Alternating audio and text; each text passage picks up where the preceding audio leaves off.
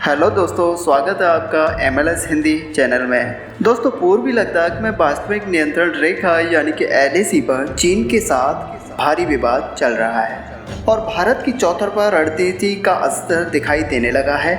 5 मई से ही आक्रामक रुख अपना रहा चीन की पीपल्स लिबरेशन आर्मी यानी कि PLA बीते 3-4 दिनों से इलाके में कुछ विशेष हलचल नहीं कर रही है और शांत है। सूत्रों के मुताबिक PLA ने उन इलाकों से पीछे हटना भी शुरू कर दिया है जहां उसने पिछले कुछ दिनों में अतिक्रमण किया था।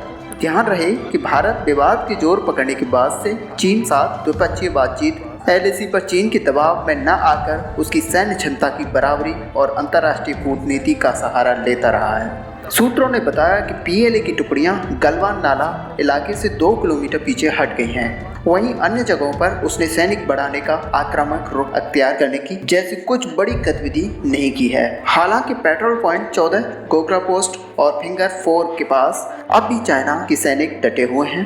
सूत्रों के मुताबिक गलवान नाला इलाके में चीनी सैनिक काफी आगे तक आ गए थे, जबकि पहले कभी इस जगह पर कोई विवाद नहीं रहा था। 6 जून को लेफ्टिनेंट जनरल रैंक के अधिकारियों की बातचीत से पहले चीनी सैनिकों के रुख में यह बदलाव आया और वैसे विवाद शुरू होने के बाद से अब तक भारत और चीन के बीच 10 से 12 दौर की बातचीत हो चुकी है।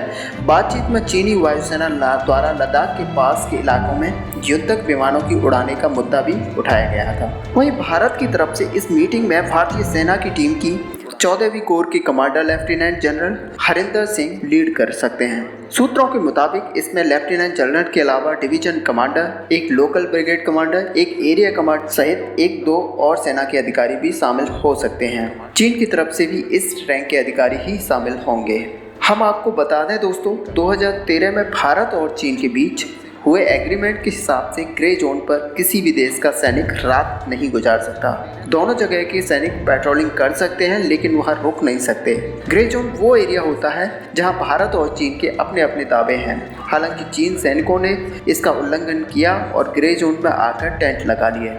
भारत उसे अपना इलाका मानता है और चीन अपना। एक अधिकारी के मुताबिक भारत के सैनिक अभी भी डटे हैं और वह हालात सामान्य होने तक ढील नहीं देना चाहते। वहीं लद्दाख में पिछले महीने में 5 तारीख को और फिर सिक्किम में 4 दिन बाद 9 तारीख को चीन और भारतीय सैनिकों के बीच हिंसक झड़प हुई थी। सिक्किम का विवाद तो नहीं बढ़ा लेकिन लद्दाख में LAC पर चीन ने आक्रामकता दिखाई और दबाव की रणनीति के तहत अपने सैनिक बढ़ाने शुरू कर दिए थे। सूत्रों ने बताया कि चीन ने LAC पर 5000 सैनिक भेज दिए। उसके कुछ सैनिक फिंगर एरिया समेत कुछ क्षेत्रों में दाखिल हो गए हैं। जवाब में भारत ने भी LAC पर अपने सैनिक बढ़ा दिए और चीन की बराबरी में हथियार, टैंक और युद्धक वाहनों को भी इलाके में तैनात कर दिया था। इतना ही नहीं, भारत ने संयम के साथ बातचीत का रास्ता भी नहीं छोड़ा। उधर अमेरिका ने इस विवाद में भारत का खुलकर साथ देते हुए चीन की विस्तारवादी नीति की आलोचना की है। अमेरिकी राष्ट्रपति डोनाल्ड ट्रंप ने दुनिया के ताकतवर देशों के ग्रुप 7 का विस्तार भारत शामिल करने के संकेत दिए हैं। उनकी प्रधानमंत्री मोदी से फोन पर बातचीत भी हुई है।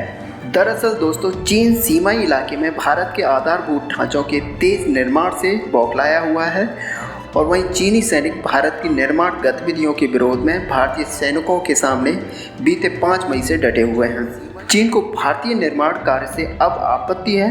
जब तक खुद LAC से सटे इलाकों में वह तेजी से निर्माण कार्य कर रहा है, चीन चाहता है कि वह अपनी तरफ बुनियादी ढांचा मजबूत कर ले और भारत पर सैन्य बढ़त बना रखे। लेकिन अब भारत ने उसकी इस मंशा को पानी फेर दिया है। लेकिन जब भारत ने उसकी इस मंशा पर पानी फेर दिया है और वह बौखला उठा है और युद्ध जैसी नौबत खड़ी कर दी है। चीन की एक और विडंबना देखिए, उसके हेलीकॉप्टर गलवान नाला इलाके में भारतीय पेट्रोलिंग लाइन के करीब उड़ान भरते हैं और जब जवाब में भारत ने अपना एयरक्राफ्ट उतारा तो चीन इसका विरोध करने लगा।